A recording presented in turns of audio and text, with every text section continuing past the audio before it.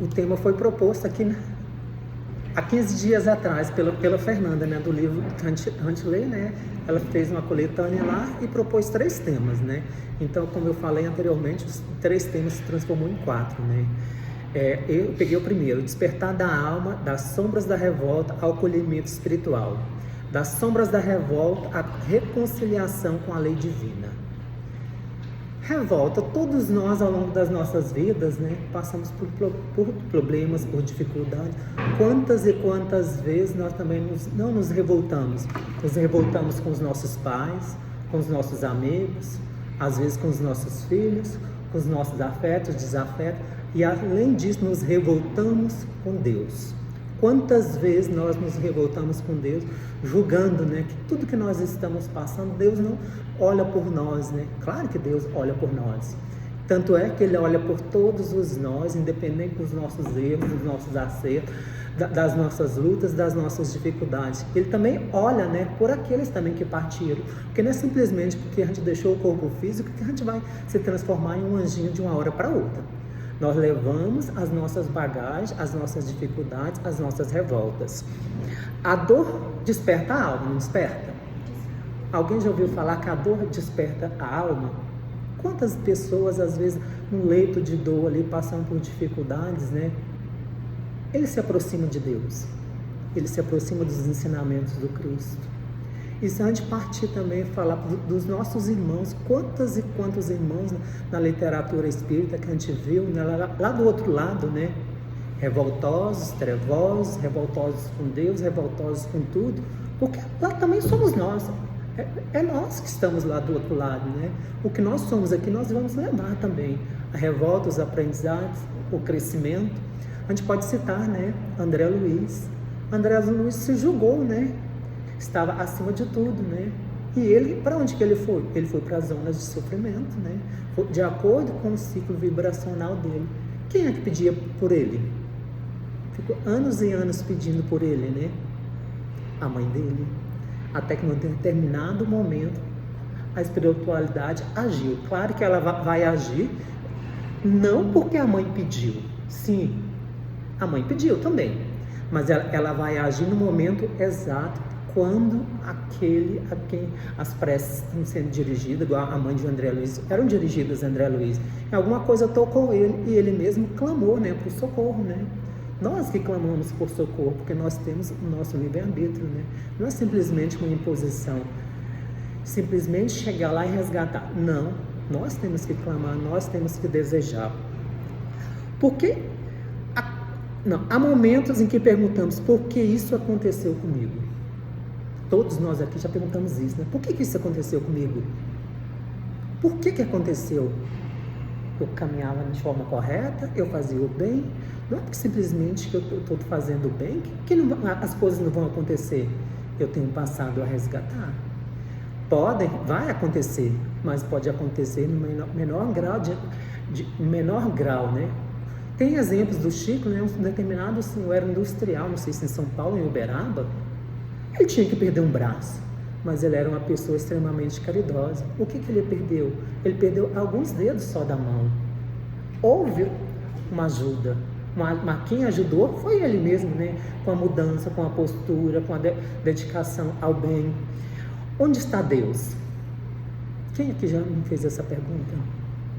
A gente faz constantemente nós fazemos essa pergunta perguntando: onde está Deus? Principalmente quando a gente acha que a gente está sofrendo muito, a gente acha que o que nós estamos passando, nós não somos merecedores do sofrimento.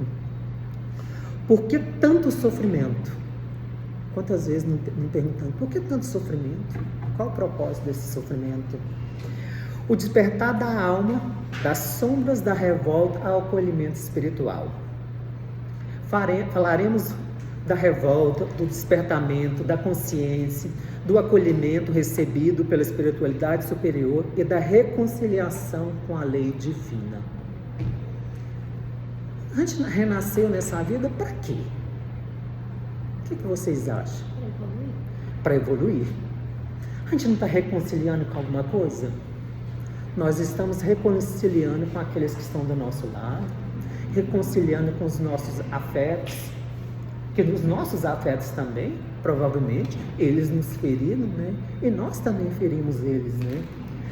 Às vezes a gente só julga que nós fomos feridos, mas nós também ferimos. Quantas e quantas vezes nós não ferimos as pessoas? Se a gente for analisar o nosso dia a dia, quantas vezes a gente não fere as pessoas que estão aos nossos lados? Com o olhar, com o falar, com o desejar. A gente fere todos os momentos, principalmente com o olhar de desdém, de desprezo, com o falar. Às vezes a gente não age com o olhar, mas a gente age com a boca, né? E um exemplo do Chico. Certa vez uma mãe procurou o Chico, desesperada pela perda de um filho. Após ouvi-la, o Chico falou aquela frase que todos nós conhecemos: ninguém pode voltar atrás e fazer um novo começo, mas qualquer um pode começar agora e fazer um novo fim. Vocês já pararam para analisar essa frase? Já tiveram contato com essa frase? A gente tem oportunidade todos os dias. A gente tem oportunidade todos os dias. Olha, aquela mãe, provavelmente, ninguém sabe a condição que ela chegou no Chico. Talvez ela tenha chegado com revolta, com raiva. E o que ele falou? Ela não poderia voltar atrás e tentar fazer diferente para o filho dela, que ele já tinha partido. Ela poderia, a partir daquele momento, fazer um novo fim. E o que é fazer esse novo fim? É transformar aquela revolta, aquela dor, primeiramente em ajuda a ela. Segundo, ajuda ao semelhante, ajuda o filho dela, se ele partiu só, e ela ficou com outros, né? Ela pode ajudá-lo com preces, com orações. Embora a frase seja amplamente atribuída ao Chico, né, ela tem uma carga tão grande, né, de reflexão, de pensamento, de nos chamar, né, a questionar, né, o que essa frase tem a nos falar. Essa mãe, ela perdeu o filho. E nós? Se a gente for analisar, não a nossa vida nas outras reencarnações, mas a nossa vida hoje. Quantas coisas a gente queria voltar atrás e mudar? Muitas não seriam? Escolhas, caminhos, atitudes, ações. A gente não pode voltar, né, no passado. O passado não vai retroagir para me corrigir. Mas eu posso questionar e rever o que eu fiz e tentar melhorar. Não importa quão grande tenha sido o nosso erro. A queda ou revolta, sempre existe a possibilidade de recomeço. Quando a gente fala em recomeço, sempre há a possibilidade de recomeço. O amanhecer de um dia não é um recomeço? Quantas oportunidades a gente tem durante um dia, um novo dia? A gente pode escrever uma nova história. A gente pode escrever uma página, um capítulo, um livro. A gente pode tomar atitudes corretas. A gente pode pedir perdão. A gente pode perdoar. Esse recomeço começa quando a alma desperta. E o que a doutrina espírita vem nos falar? Em O Livro dos Espíritos, Kardec pergunta: pode o homem melhorar-se por si mesmo? A gente já estudou tanto isso aqui, não estudou? A melhora, ela é interna, ela é nossa. Ela é nossa. O que vai acontecer é a gente caminhar junto com o outro nos ajudar e a gente ajudar o outro. Mas a escolha e a melhora é individual, ela é de cada um. A resposta dos Espíritos é clara: sim, pois Deus lhe deu os meios de progredir. Temos, portanto, uma mensagem de esperança. Ninguém está condenado eternamente. Todos estamos destinados ao progresso. A gente que vem estudando, né? Quais os livros que a gente já estudou aqui? O Livro dos Espíritos, né? Dos Médiuns, né? Agora a gente está estudando novamente o Evangelho. O que o Evangelho vem nos falar, né? Que todos nós estamos destinados ao progresso. Cada mensagem ali que a gente vê no Evangelho, ela nos remete ao quê? ela nos remete, né, à mudança, nos remete aos ensinamentos do Cristo, à mudança de atitudes. Alguma das mensagens ali nos condena? Algum dos livros da literatura espírita, né, da codificação kardeciana, ele nos condena? Vai falar que a gente está eternamente fadado a viver no erro? Não. A revolta espiritual. A revolta nasce quando não compreendemos o sentido da experiência que vivemos. Nós compreendemos o sentido da experiência que nós estamos vivendo hoje? Se a gente compreende, nós já temos essa percepção, essa compreensão? Não é pouco não. A gente tem pouca compreensão, precisaria estar estudando, trabalhando mais para que esse conhecimento, esse autoconhecimento se ampliasse cada vez mais. Nós estamos buscando, né, através do estudo, essa compreensão. Nós sabemos que os nossos filhos estão do nosso lado, primeiramente, para o nosso crescimento, para o crescimento deles. Nós estamos inseridos dentro de uma sociedade para o nosso crescimento. Nós estamos dentro de um ciclo de trabalho para o nosso crescimento material, né? Porque a gente precisa, né, desse crescimento também. Nós estamos dentro de um trabalho que buscando, né, o sustento do nosso corpo de forma digna e honesta. A gente não está em um lugar por acaso. Em todos os lugares nós estamos, tem uma finalidade. A gente nasceu aqui no Brasil, não tem uma finalidade? A gente vem constantemente falando que o Brasil é a pátria do Evangelho. A pátria do Evangelho. Olha a responsabilidade, né, que enquanto população nós temos. E enquanto responsabilidade nós temos enquanto pessoas, né? Muitas vezes acreditamos que somos vítimas do acaso, das pessoas e até de Deus. Às vezes a gente julga que a gente é vítima daquele que está do nosso lado, né? Porque a gente só vê o nosso lado, a gente não vê o lado do outro. A gente julga, né, que nós somos também vítimas até de Deus. Quantas vezes a gente não julga que a gente é vítima de Deus? Nossa, o outro tem tanto, eu não tenho nada. Nada. O outro cresce financeiramente rápido, o outro progride tão rápido no trabalho. Por quê? E eu nada? O que nós estamos fazendo? Que atitude nós estamos tomando? Para o nosso crescimento, ele depende de nós também, em todos os aspectos. Não é simplesmente só no trabalho, é fora, é na nossa sociedade, é dentro da rua onde nós moramos, com os nossos vizinhos, no bairro. A doutrina espírita nos ensina que existe a lei soberanamente justa, governando a vida. E o Evangelho segundo o Espiritismo, no capítulo 5, bem-aventurados os aflitos. Alguém já leu esse capítulo? Bem-aventurados os aflitos. Ele vem nos falar, né, das nossas aflições, a explicação das nossas aflições, a explicação das nossas dores. Aprendemos que muitas das dores atuais são consequências naturais de escolhas passadas. Eu gosto sempre de citar, né, a nossa vida hoje, né, porque as nossas reencarnações, a gente tem uma vaga percepção. Mas a gente citar a nossa vida hoje, a gente lembra de tudo. Quantas escolhas, às vezes equivocadas, nós fizemos? Muitas, né? A gente não tinha uma bola de cristal falando, não faça isso, porque isso vai gerar isso, vai te levar para esse caminho. A gente não tem. São escolhas nossas, são atitudes nossas. Nós escolhemos o caminho a trilhar, nós escolhemos a nossa profissão, nós escolhemos o que queremos fazer todos os dias. Eu tenho escolha, né? Eu levanto cedo, vocês também levantam cedo. Eu tenho uma escolha, eu vou para o trabalho hoje ou não? Eu tenho uma escolha, não tem? Se eu escolher não vir para o trabalho, eu tenho uma falta, né, no trabalho. Pode haver descontos, né? Se eu não tiver uma justificativa, não estiver doente, Pode haver desconto no meu salário, não pode? Não foi uma escolha minha?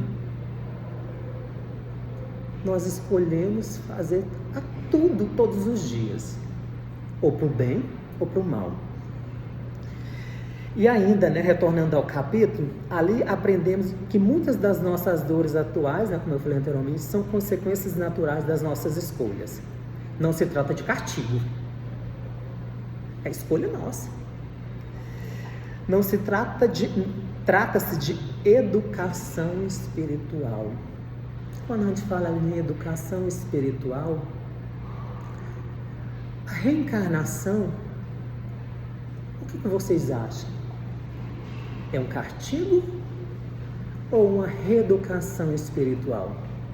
Aí retornando para as nossas existências anteriores.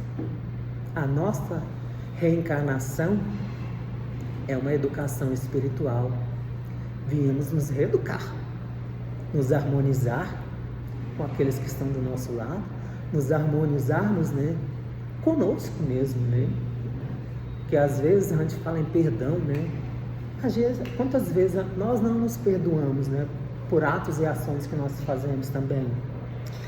A gente pode citar, né, o caso de Paulo de Tarso.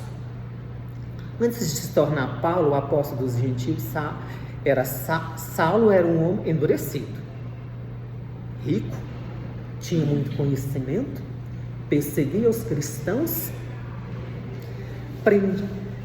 prendia seguidores de Jesus, mas na realidade estava combatendo a verdade. Tinha uma verdade ali, né, com os cristãos, mas como ele não conhecia, ele estava combatendo aquela verdade. Que verdade era? Não eram os ensinamentos do Cristo? Quantos de nós não fazemos como Paulo, ou algo semelhante, ou às vezes até pior que Paulo? Alimentamos mágoas, rancores, julgamos pessoas, defendemos o nosso orgulho. Quando a gente fala defendemos o nosso orgulho, o que nós estamos defendendo? O nosso ponto de vista. Às vezes a gente não consegue nem perceber o ponto de vista do outro. Eu digo que sempre que há 3 caminhos: o meu, o do outro e o caminho verdadeiro do Cristo. Justificamos atitudes equivocadas. Quantas vezes nós não justificamos as nossas atitudes, as nossas ações? Por que a gente sempre quer justificar as nossas atitudes? Porque a gente quer defender um ponto de vista, a gente quer defender o nosso ponto de vista como verdade absoluta.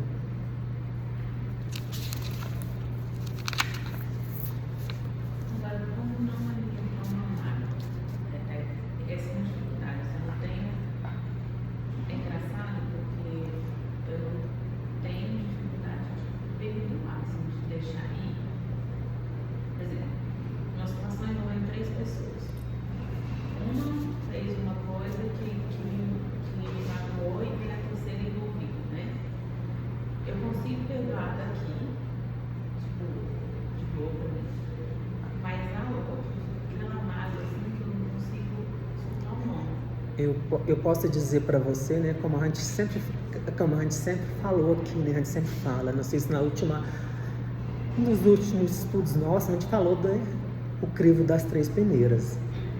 Não sei se você estava. Depois você dá uma olhadinha, passa pelo crivo das 3 peneiras. Eu posso dizer também que a resposta não vou ser eu que vou dar para você. A resposta está aí dentro do seu coração. A resposta está aí dentro do seu coração. E acima de tudo, nós temos, né, um farol que nos ilumina e nos aponta o caminho a seguir. Você também já o conhece, o Cristo. Pensa em tudo. Pensa e acima de tudo se pergunta: o que o Cristo estaria fazendo se fosse ele? E peça a ele orientação. Por isso, o primeiro passo da regeneração é reconhecer nossas próprias sombras. Quais são as nossas sombras?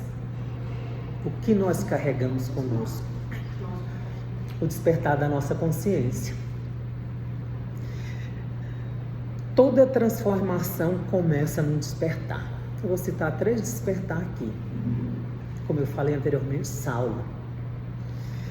Convencido de que servia a Deus. Ele estava convencido que ele servia a Deus, Saulo. Perseguia os cristãos até encontrar Jesus e despertar para seus equívocos. A partir daquele encontro, iniciou uma profunda transformação moral, tornando-se Paulo. Já viu a história de Saulo, que se transformou em Paulo? O que foi esse despertar? Jesus apareceu para ele.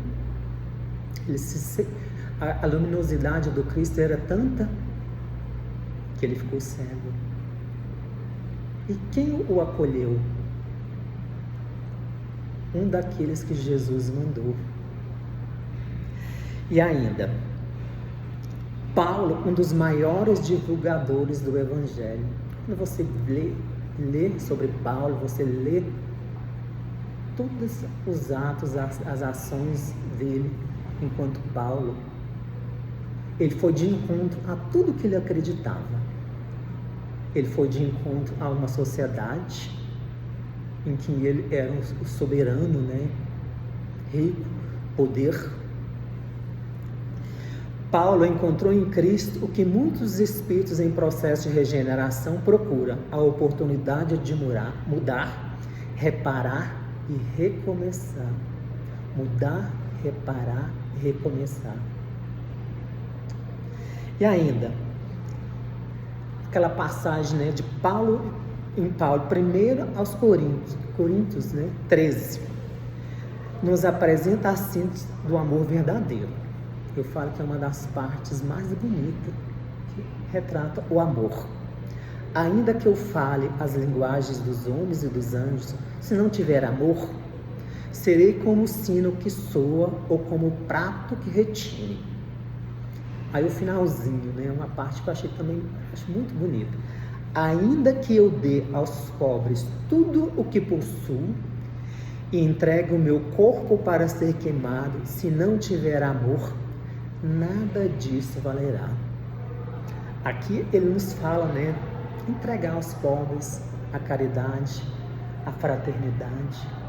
Mas será que a gente faz por uma obrigação ou por amor? Ou faz simplesmente para mostrar à sociedade? Ele nos chama a essa reflexão, que a gente possa fazer, né, por amor. Porque se a gente não fizer por amor, aquele que está recebendo vai receber, né, de forma tão grotesca da nossa parte, né? Às vezes os nossos atos, as nossas atitudes, as nossas ações, naquele ato de ajudar o outro, a gente pode às vezes estar magoando mais o outro do que ajudando. Foi assim com Santo Agostinho. Vocês já viram falar da história de Santo Agostinho? Rico, estudava a retórica. Alguém sabe o que é a retórica? É o ato de convencer o outro, né? E buscar aquilo que eu quero, a retórica. Se entregou aos prazeres mundanos, a vida fácil, tinha tudo, rico, dinheiro. E o que aconteceu com ele? Entregou aos prazeres mundanos, seguida de anos de conflitos morais e excessos. Conflitos morais e excessos, né? Quantos e quantos aí, né, vivem conflitos morais e excesso? Antes de se tornar um dos maiores pensadores do cristianismo. Sua transformação ocorreu quando decidiu enfrentar a própria consciência. E nós já decidimos enfrentar a nossa própria consciência? O que vocês acham? quando a gente vai no psicólogo, o que ele nos convida? A enfrentar a nossa consciência, é nos conhecer, saber o que somos, o que desejamos, o que queremos. O psicólogo simplesmente, ele nos mostra que a cura não está nele. A cura está em quem? Quem que vocês acham? É o psicólogo que vai te curar? Não.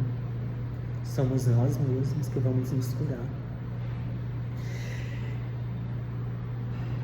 Sua famosa recomendação, né, de Santo Agostinho: fazer ao final do dia interrogatório de vossa consciência. Eu já falei isso aqui algumas vezes. Ele sempre fazia isso, né, ao final do dia, né? Ele fazia uma revista, né, de tudo que ele tinha feito. Ele fazia um questionamento à consciência dele. Porque ali, ao final do dia, ele podia, em reflexão, ver que ele magoou, que ele maltratou, que ele ficou alguma coisa sem fazer, alguma coisa que ele desejava fazer não foi feita. E isso ele teria no dia seguinte a oportunidade, né, de corrigir.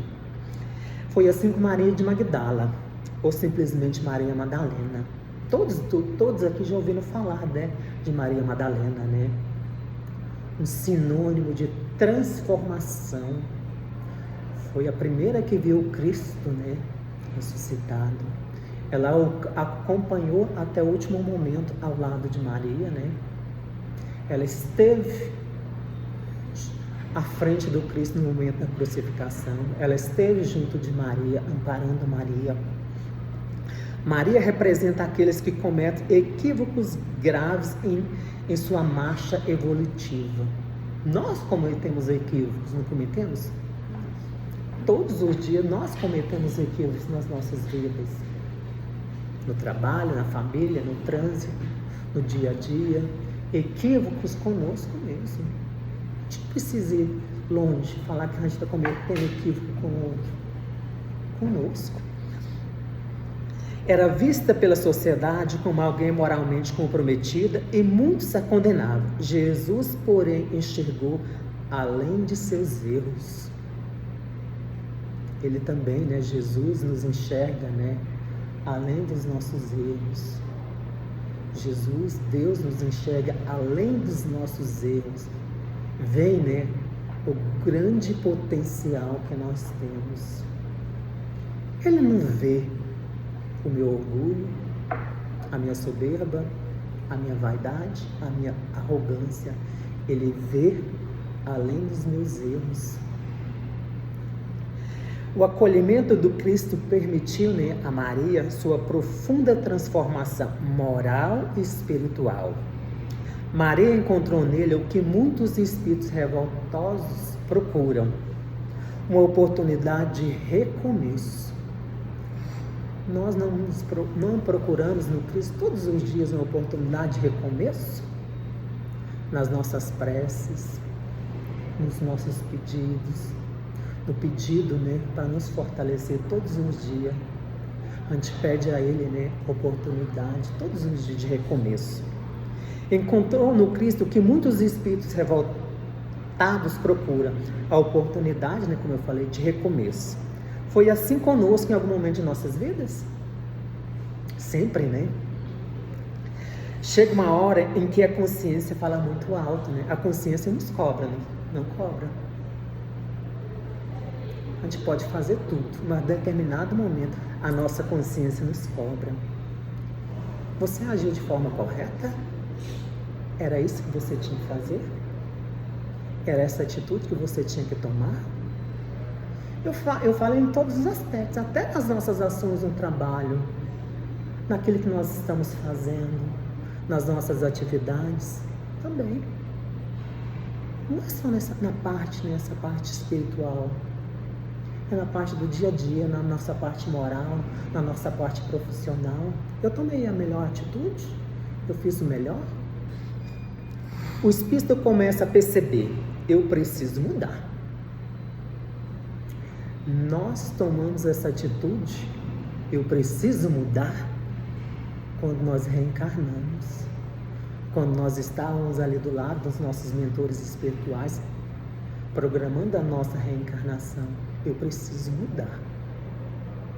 E nós, eu posso dizer que nós estamos mudando. A gente está fazendo o melhor que nós temos nas nossas mãos.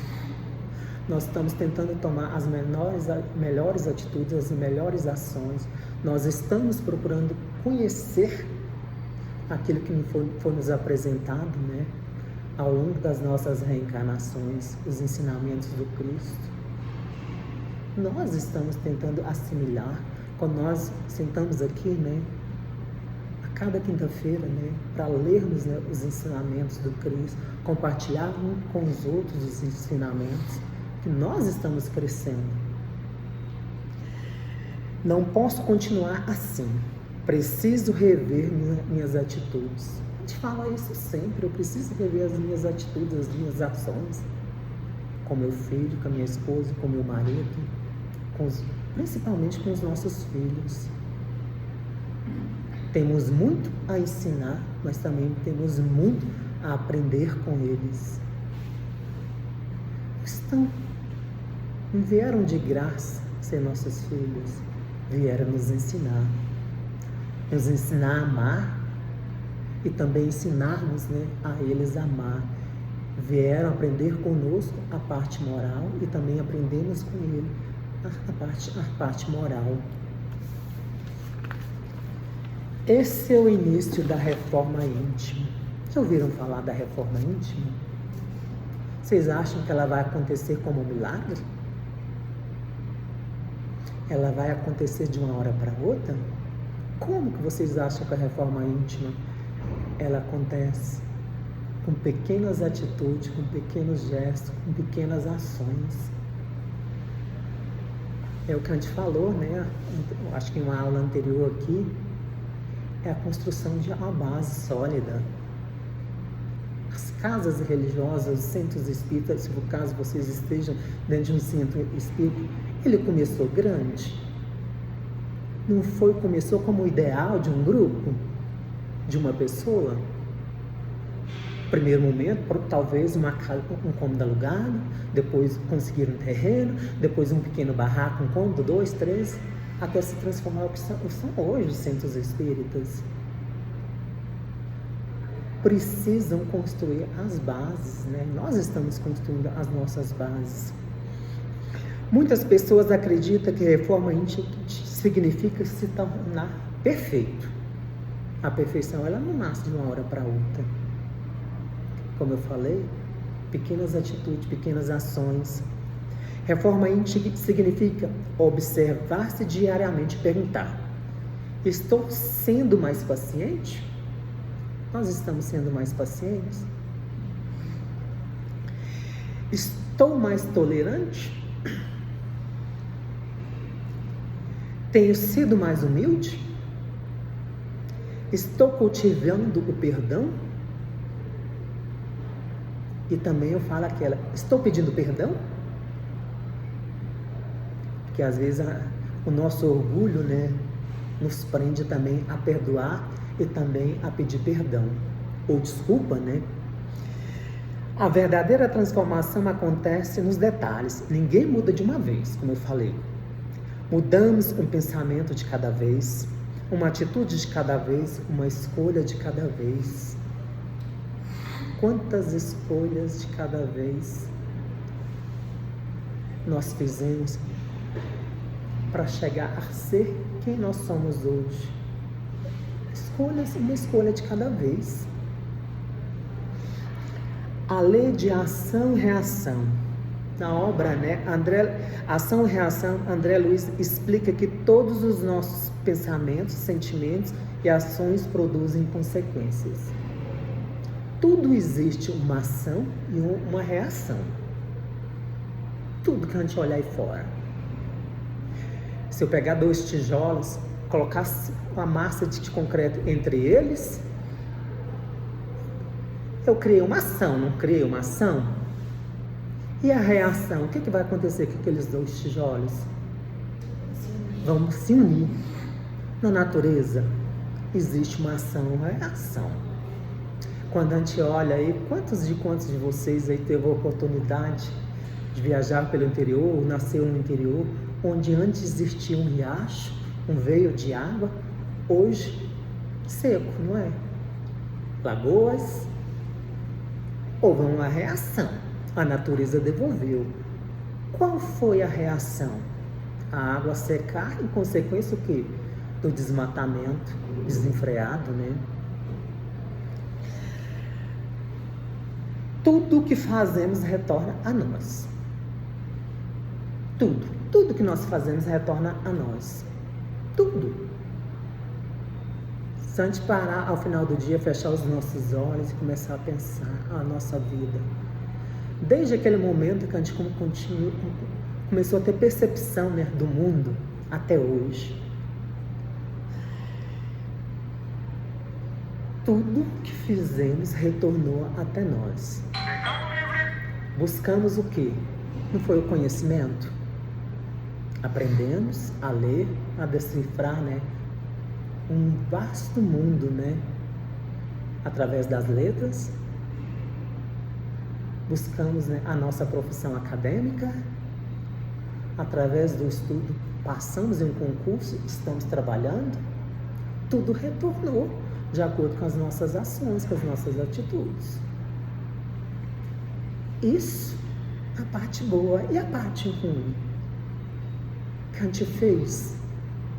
Aí eu retorno no passado, nas nossas reencarnações. O que nós estamos vivendo hoje, se a gente pudesse tirar o véu que está à nossa frente, que nos cega, e a gente pudesse ter uma visão do que nós fizemos nas nossas vidas, teríamos a verdadeira percepção do que nós estamos vivendo, foi uma atitude nossa. Por que Deus nos coloca esse véu? Para que a gente possa, né, amar os que estão ao nosso lado e ser amado por aqueles que estão ao nosso lado também. E ainda, se plantarmos amor, o que a gente vai colher? Amor. Se a gente plantar raiva, o que a gente vai colher? Se a gente plantar inimizade, o que a gente vai colher? E ainda, se plantarmos ódio, colheremos aprendizado através de experiências necessárias. A vida não pune. Se a vida não pune, vocês acham que Deus pune? Não. A vida ensina. A lei divina corrige para educar. Nós estamos sendo corrigidos, né, para nos reeducarmos. Não, a lei divina corrige para educar, não para punir. E qual o papel